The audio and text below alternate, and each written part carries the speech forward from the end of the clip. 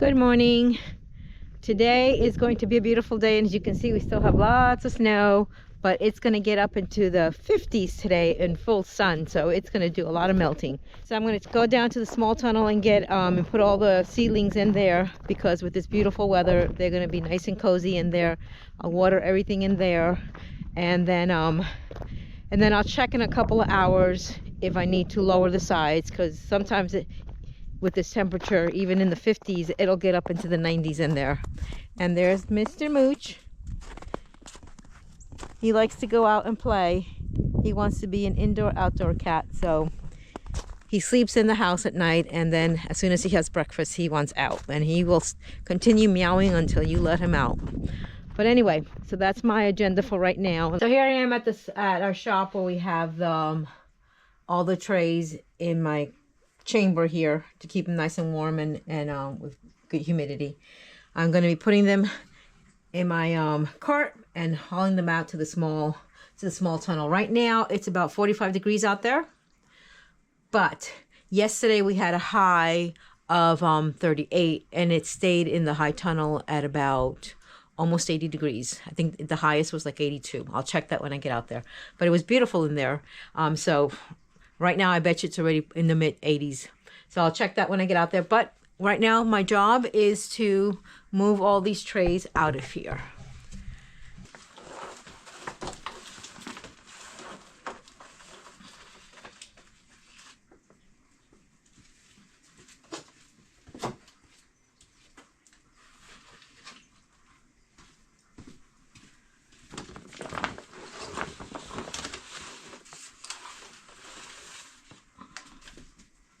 Kitty.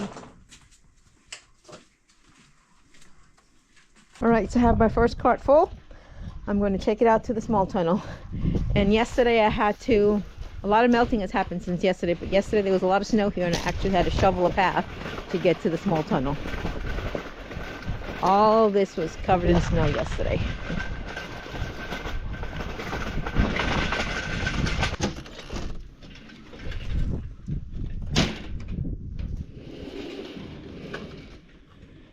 Now you're probably saying, why don't I put the thing to keep the door open? Unfortunately, it's all the way up there, and I only stand 4 foot 11, so I cannot reach it. Okay, I got stuck on something. Okay, there we go.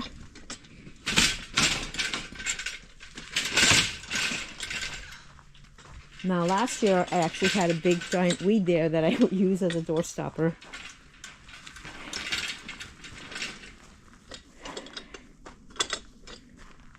Right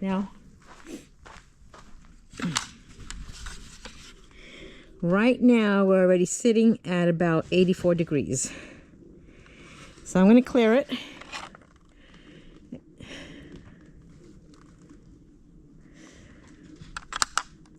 Oh, I have doggies and kitties wanting to get in. All right, so I cleared it. Let's go back and see. Everybody's trying to sneak in. Come on, kitty. Come on, Mooch. Mooch, Mooch, Moochie! Come on. Oh, crazy cat. He's a crazy cat. All right, let's go get the next cart full. All right, so I have the second cart with seedlings in here. But unfortunately, like I said, I only have 2 carts. So I have to unload those and go get the last one.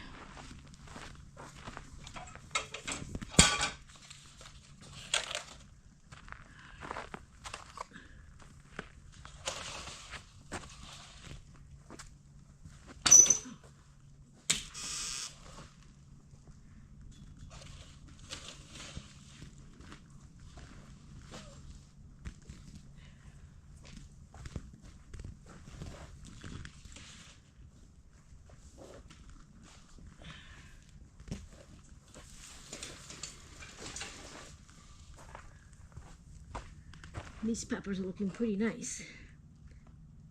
Now, every once in a while you get a seed that does not want to fall off, and it's kind of binding the leaves. So here's another one. So I'm going to try to remove that little seed off the top.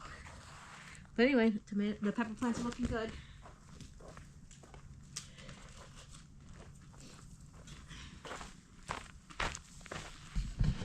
And most of the trays, everything germinated. You can see in that one, I have one well. This one's a late one, but we'll see if that becomes anything. But it is germinating. And I have 2 wells in there that didn't germinate. This one didn't do as well, but this one has different varieties, so I'm not sure. Some bright. Those are the yellow peppers. Only one is coming up. The other ones, maybe they just take a little longer to germinate. I don't know. This one is jalapenos, and only one didn't germinate. This one is Captain, and I'm coming. This one is Captain, and that one I have 3 wells that didn't germinate. The lettuce looks pretty good. I have 4 in there that didn't germinate. Tomato plants, these are pretty good too. This one, the whole tray did. That one, only 1 well didn't. This one, there's 2 wells there that didn't. Wait a second. And this one is 2, 4, 5 wells that didn't. And again, it could be older seed. Even though I think the tomatoes are all brand new seeds from this year. All right, let me go get the last trays, and these are the broccolis and the cauliflowers and the cabbages that I'm bringing out now. All right, so I got all the little seedlings in here. As you can see, and for whatever reason, the red lettuce did not come up, but we have all the green ones. And I gotta water these guys before I leave them be for the rest of the morning. So I'm just gonna water them overhead a little bit. Normally I don't like watering overhead. And there's our crazy cat, which I had to stop and rescue him because he likes to see how high he can climb. And he's been testing everything in the house, in the garage, everywhere. He's testing how high he can climb. I'm gonna water you too, Mr. Kitties. And he also loves water. Go figure, a cat who loves water. But he does. If there's water to play with, he will play with it. In the summertime, I have a water bowl for the dog and the cat, and he will empty out that water bowl in no time because he just starts sticking his paws in there and playing with it and just dumping water everywhere. So I do not want to get him one of those watering fountains for cats because I know I will have water all over the place all the time. Now Ed is going to turn the water on here later on today, and then I'll probably stay on at least for the next 10 days because we're going to have temperatures in the 50s and 60s for the next 10 days. And I hope winter is over and done with. I'm just emptying out the rest of the water I have in here. And I will come back in about a couple of hours and see if anything needs watering again. Because it does get hot in here. And I'm going to crack the sides open just a little bit. Because I bet you by this afternoon it'll be in the 90s in here.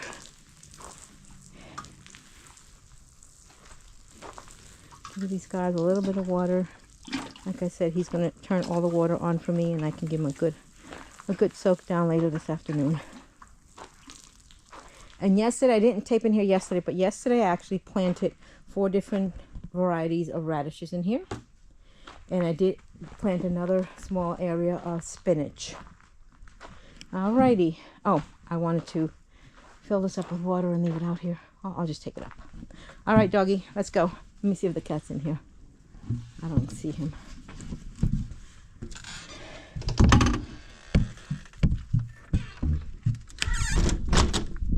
All right, let me open up the sides here. Not gonna open it too much. Just about 4 inches on either side. Let me get over the snowdrift.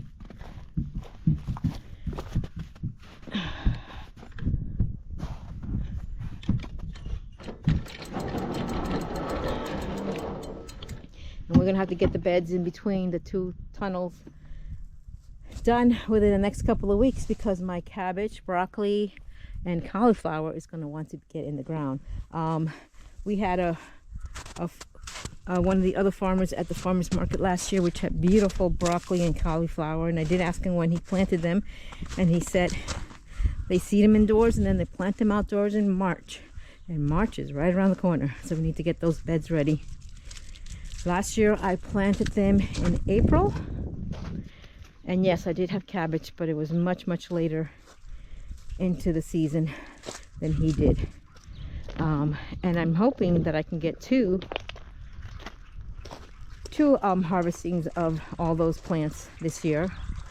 And this was my dilemma a few minutes ago, where my cat decided he wanted to scale this post because he wants to see if he can get up to the rooftop. And good thing there's a good overhang there that he was not able to. So then he turned around and started coming back down. Unfortunately, the antler points kept him from coming down. He would get stuck on his tummy or get stuck elsewhere, and he couldn't come down. And so I finally tried to figure out how can I get the silly cat down. But unfortunately, my ladder's in the other building and I'll have to go find it. And I put the garbage barrel up next to it, and he did get brave enough and took a nice big jump outwards to try to jump onto the garbage pail, which he did, and he got rescued again. Well, folks, we got kind of a neat little program for you today, something that we've never done before, but it is homestead kind of related, market farm related. It's certainly our farm, isn't it, Delia? Yep. Yep. Anyway, so tell everybody what we're doing here. You got a measuring tape in your hand. What are we doing? We're measuring against the length of the fence line here to see how many of the posts you need. That's right. So we're gonna go every 12 foot between steel posts. And so we have a bunch of steel posts, which we're kind of transferring things over to wooden stakes, which are taller than the 6 foot steel posts. My friend Mark Yingling was so kind enough to cut me a bunch of them. That being said, I need to know how many posts we need to bring down here, that type of thing. Plus, I think it'd be kind of curious, Delia, if we know how big our pasture is going to be, don't you? Yep. Wouldn't it be nice to know that? So we're going to go basically to that fence. And this is our existing fence line that we're going to come out to. About where I'm standing right now is the corner of our fence. That tree's going to have to go. We need to get rid of it because it covers the solar panels. It covers our solar panels. So we got to get that done too. So we'll get that knocked out. And but anyway, yeah, it's kind of hard to imagine, but what's our temperature this week? What are we looking at? We're looking at mid 50s today, mid 60s tomorrow, and the next day almost 70. You hate that, don't you? Yes, with a passion. she's such a fibber. She loves this stuff. Matter of fact, she says it needs to be 30. It needs to be 30 degrees or more. She is full of it because that's just absolutely miserable. I don't care who you are. That's just too damn hot. So anyway, let's go ahead and measure this out. We're gonna find out the acreage of this zone. Now, we're going to get a pair of calves. Now, one of the keys behind this is we're going to have to do rotational grazing. I'm going to have to use a little electric fence in between them, but I need to know about how many. And it'd be ideal to me to allow the cows to graze 1, 2, 3 days and then divide it and then go another, let's just say I could divide this up 10 times. Let's say we can move the calves every 3 days, and there's 10 total movements in here. That would be ideal to me. Let them graze that portion down and then get them off of that grass so it can recover. If I let them have the whole pasture in here, they're not going to really graze it down. They're going to pick and choose and that type of thing. So we don't want them doing that. We want them to be disciplined, eat the feed up that's available to them, and then we'll move them out of there onto fresh grass and be a lot more productive. So let's go ahead and get to measuring. Now, folks, if you like these types of videos, do us a favor, hit that like button and subscribe. Share our videos. It would mean a lot to us. Help us continue to improve this channel's attendance. And certainly, if you have any comments, the kind of information you'd like to get out of our vegetable operation and the growth of our family business, we'd love to hear from you. So please go ahead and give us some ideas in there. Always glad to learn some new things ourselves. So you got some constructive criticism, I'm I'm the one you want to ask. Yeah, She doesn't take constructive criticism very well, but I do. Anyway, folks, thanks a lot. Hit that like and subscribe. Come grow with us. It's a perfectly calm day today.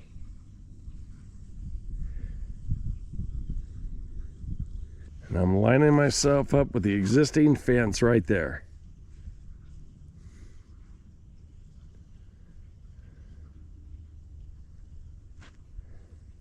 $185, come on down. Keep right on going, right on down that edge.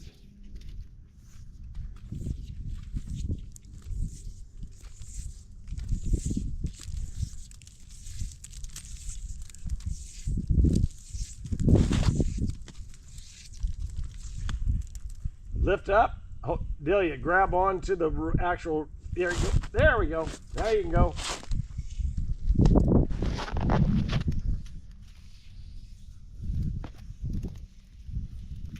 Now this is of course, ballpark. How much? Okay, wind her up. So we're 274 feet by 185. Let's see here. I'm gonna pull this up. So 274 by 185. We're right at 50,690 square feet. I believe, I'll double check it, but an acre is 43,560. Let me just double check that. 43,560 square foot in an acre, and I just said we're at 50,000, so I did that by 43. Oh. It's kind of hard to see with the bright sunshine coming off of the. So 1.16 acres, that's what we have. The distance between Delia and I right now would be one paddock.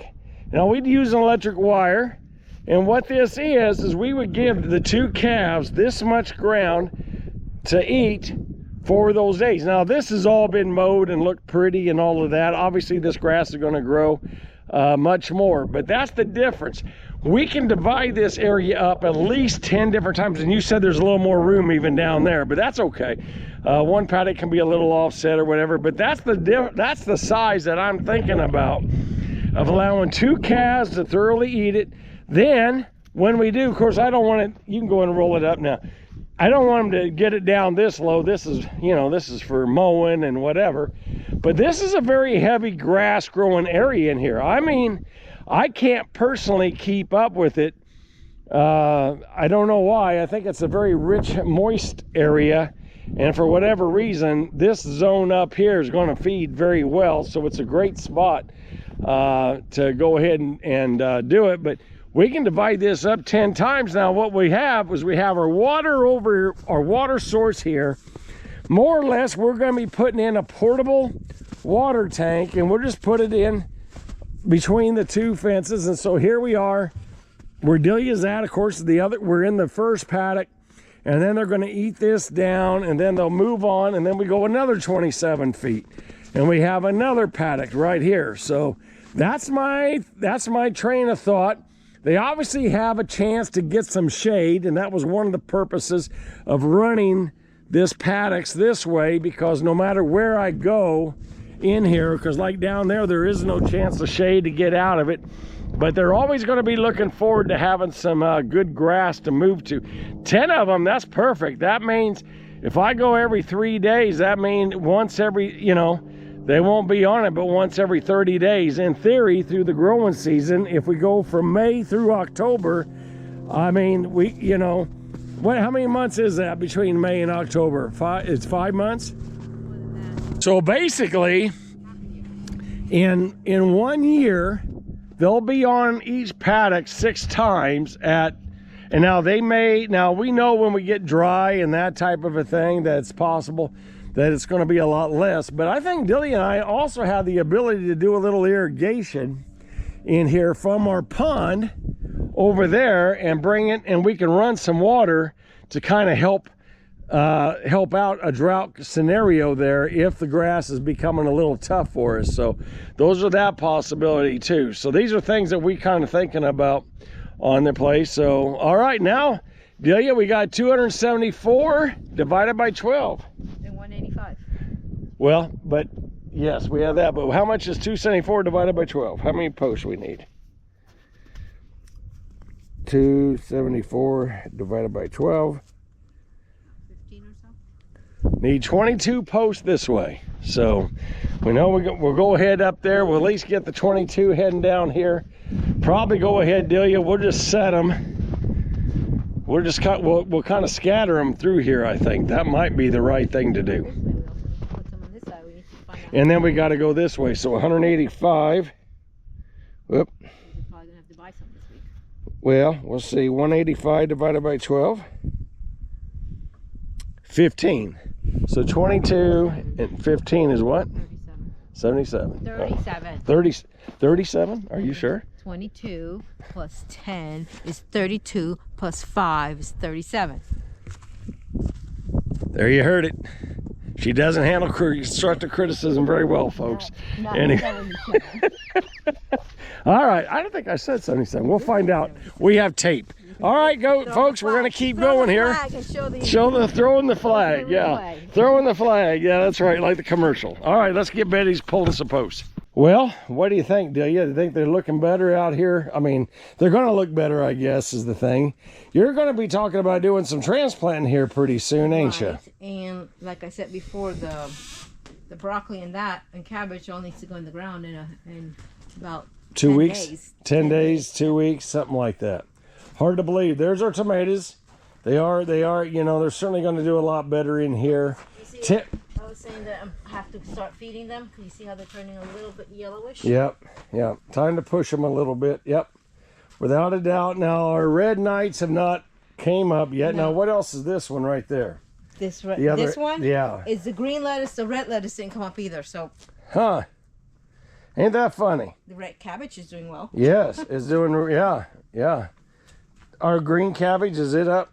Yes. Okay. The green cabbage is up, I think. But what is this over here? That's broccoli.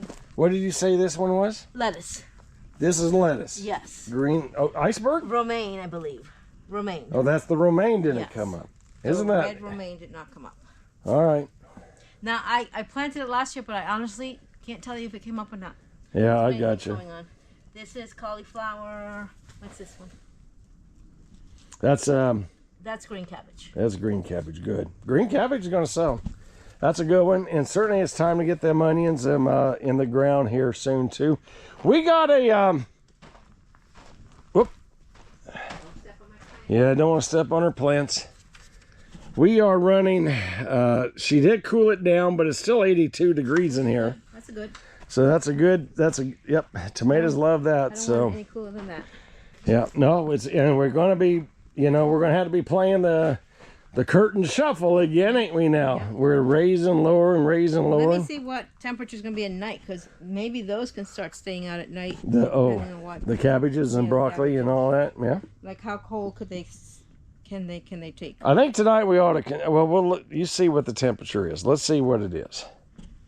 Tonight is 37, tomorrow 36, Tuesday it's 45. Well, 37's okay too, if you believe it.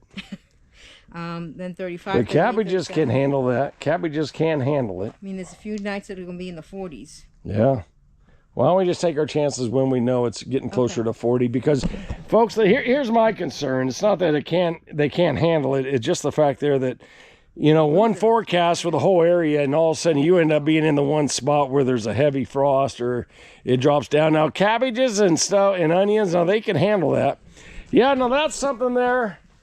Show them, Delia. It might be. We get some purpling and stuff. Delia's going to go ahead and we're going to transplant these anyway. Yep. It's just time to transplant. Someone had mentioned that maybe they were getting too small for the container and to replant them into larger containers. Yeah. But I think they should still be fine in these. Yeah. And even these smaller ones are already turning purplish on the outside. So we'll retransplant them and it might be it is time to start feeding them. It's without a doubt time to feed them. Once they start putting on true leaves, it's time to feed them and that type of a thing. So, and we're focusing on not heavy nitrogen, folks. And I'll show you exactly what we're going to do. But right now, let's go ahead and pull some posts out of here, which has to get done. What we're doing now is that last year we found the issue that when we watered, a lot of water would stay on the top, and it would take a long time for the ground to dry up, and that creates issues with mildew and other things forming. So we decided this year we're going to put the water line underneath the plastic. So he's just burning the holes where the water line is going to come through and hook up to the main line. Too big. Yes, too big. More than enough. So I think having all that water soak into the ground instead of sitting, I mean, it does seep through the weed, but it takes a while. And this way the water can go directly in. You're going to start a fire. No, it'll be all right. So instead of the water sitting on top and taking forever to drain through, it'll go right into the dirt and not have to. And then what we're going to do is we actually are going to take all these woven fabrics out of here, wash them down, let them dry in the sun, and then bring them back in. So after we remove all the what are they called? All the water lines? Tree balls, root balls. Oh, root balls. Yep. We got to pull out the root balls and stuff like that. So we allowed this much space here on this end of the building, and I like it. It gives us a little area to walk around it and in between our rows. Without a doubt, it was an issue last year. And the other side is, you see how the drip lines kind of kink when they're not being used, and we actually have them stapled on that end. But they stretch, and you know, it's in the 90s in here right now, I guarantee you. I only have one side down, so it's still holding a lot of heat in here, which is why we can, you know, 1st of April, we'll be planting them old tomatoes, ain't we? It's amazing how fast it's going to be, but we don't need to have, we still need to cover our plants at night, so we don't need to have the stakes in here.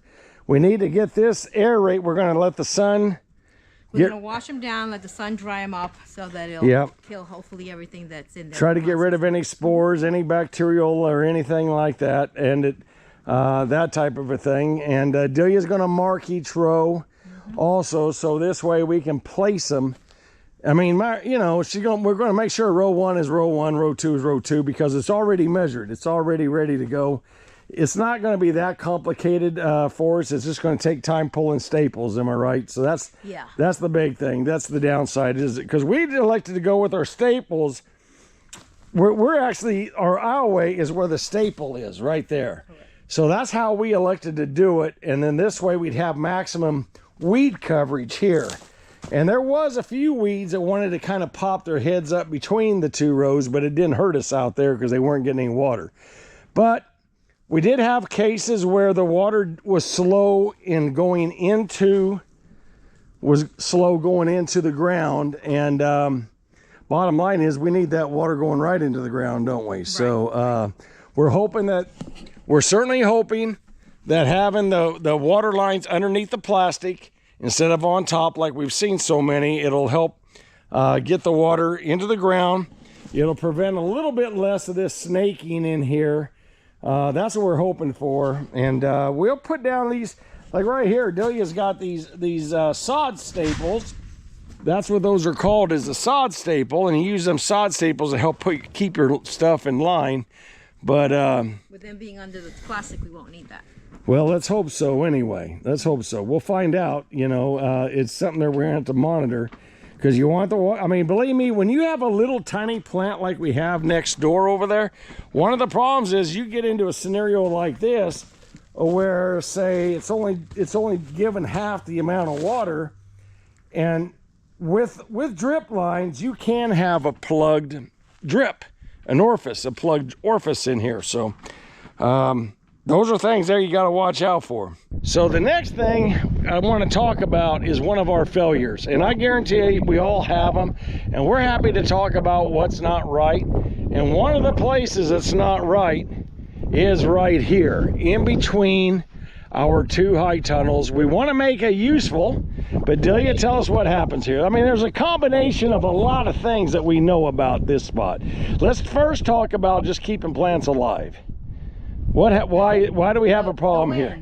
The wind. The wind. It creates it. We're right here At first I thought this was going to be great because the two houses would kind of shade. Not shade, but would kind of cut off the wind, making it less windy in here. But what it ended up being was a wind tunnel. Because that's our we have a predominant south wind here, and yes, it just what Delia said, it just really became a wind tunnel, especially in the spring. Now we're fine after May, so I think we both come to the conclusion right now that we're no longer going to be putting our crops, anything like a cabbage as an example, or a head lettuce out here in early spring, aren't we? Because it's just too much wind.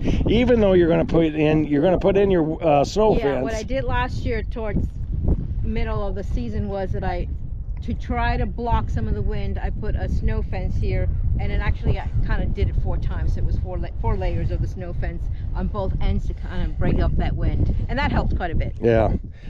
So it's just Delia and I, and there's a lot more farm out here, a lot more things we have to do. But there's another problem we face, and you can kind of see part of the problem right now. What is it, Delia? The weeds? The weeds. That's not even a question. It's just it's a factual statement. Without a doubt, we can make it look pretty for a while, and Delia did a good job. We actually had plastic right here, which actually worked. Yes. You can see there's a line that doesn't. Yeah, there's a line that doesn't have any weeds right here. We actually put 3 rows, but the weeds are just they're very hard. Plus, in between the buildings, all that. What's going to be our plan this year? How are we going to try to tackle this? We are going to put the woven fabric to do the rows, but then I suggested also up against the house we put woven fabric there too, because then you're not going to be able to get into here with the mower, and then you do the string trimmer, and then you get very upset when the rope gets stuck on the string trimmer. Yeah, then when it hits you can see some of the ropes are gone. Yeah, we have a lot of maintenance on that to do. But if the plastic's there, then you won't have that issue, and it won't rip the lines either. So we're protecting the soil at the same time.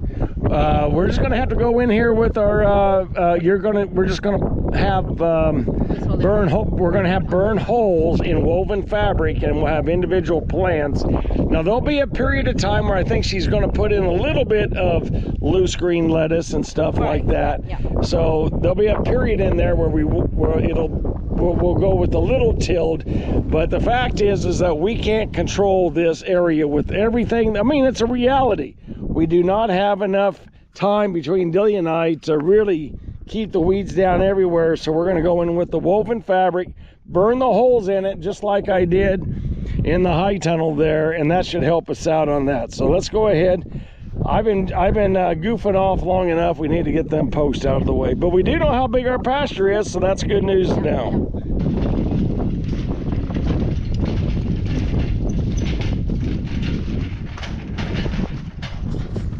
Well, we got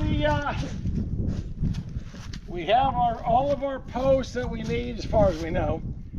We have more steel posts, but it's nice when you can utilize things that you already own. It'll certainly help you save money. You know, you can get a lot of these kind of steel posts and things like that at auctions. Estate sales, a lot of that kind of stuff.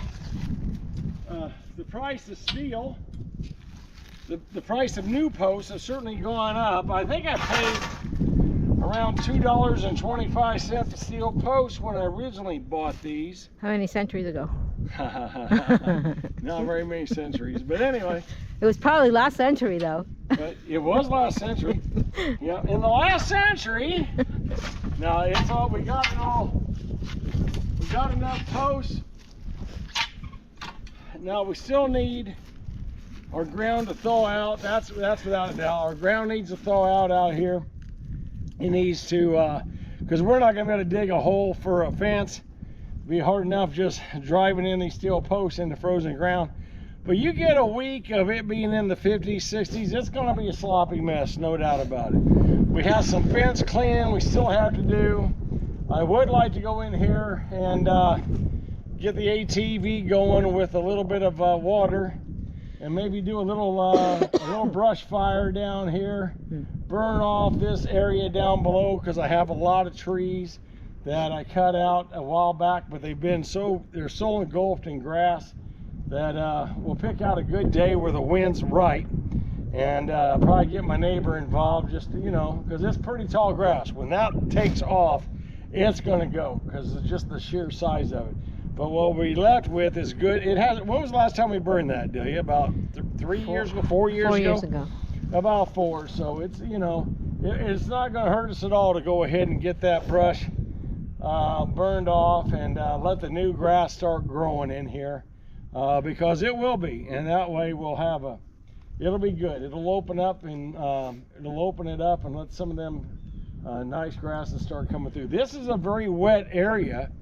The good thing about it, you know, you say, well, maybe you don't like all wet, and I understand that. We can avoid the real wet spots, but the point is boy, does grass grow fast in there. That's what's really nice.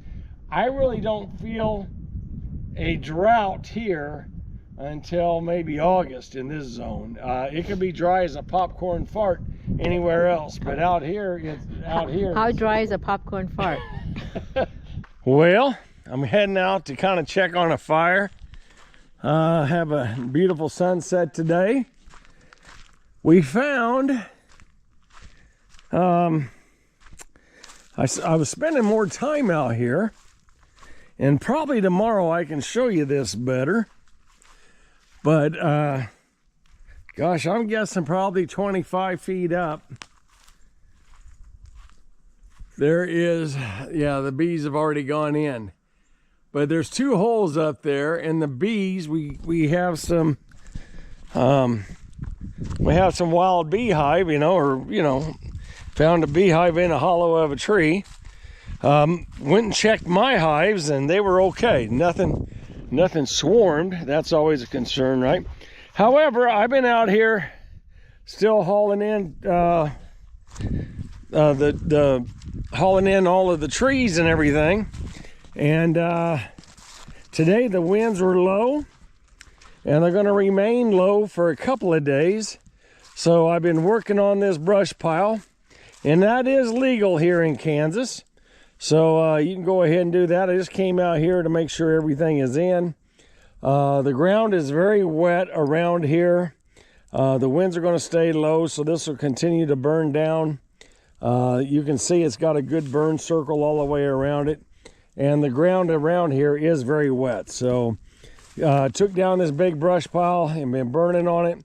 I'll move some stuff around here today or tonight, and help it more of a catch fire, be a little more complete. But boy, some of them logs are just was absolutely huge today, and they're finally getting cooked down and everything.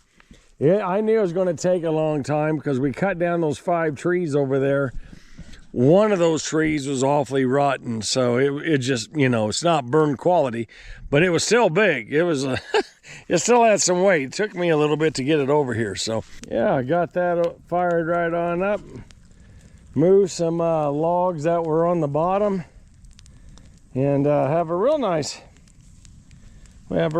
fire right now. Person could definitely come out right now and get yourself a hot dog cooked in no time, or make yourself some s'mores. But